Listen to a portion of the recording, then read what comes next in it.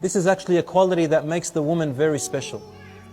Do you know what Allah created and placed inside the woman other than the soul? It is called in English the womb, and in Arabic it is called Ar-Rahim. Ar-Rahim means the mercy. It is taken from Allah's name Ar-Rahman, the most merciful. Ar-Rasul said that Allah said, Ishtaqtu min ismi Ar-Rahman Ar-Rahim. I have taken from my name Ar-Rahman and shared it in the identification of the womb, so I called it Rahim. It is through the mothers, this womb that is inside of her, that families unite.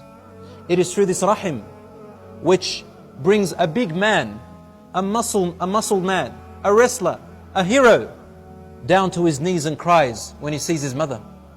It is what brings families and keeps ties together. It is the Rahim. And when Allah created this Rahim which is inside of the woman, Allah subhanahu wa ta'ala, He saw the Rahim and it was crying. In the hadith of Prophet ﷺ, that the Rahim cried. And Allah asked that, why are you crying? Even though Allah knows, but in order to show us what the Rahim said, the Rahim said, "Oh my Lord, you have made me so valuable and too precious. You have made me very, very precious and very fragile. I do not deserve to be broken.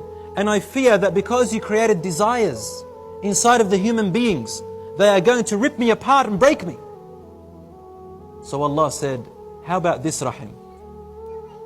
That whoever connects you, I will connect them to me. And whoever breaks you, I will disunite them from me.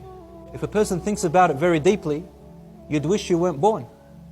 You'd wish you weren't born because it's such a big trust. Our desires get the better of us. He placed it in the woman.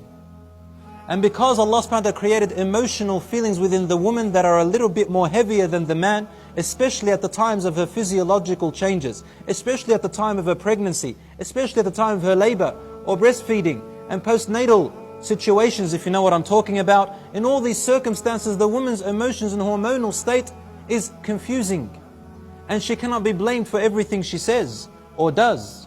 For this reason, Allah put this thing called the Rahim inside of her to give the man a little bit more pressure to monitor this trust and to forego her faults in those times.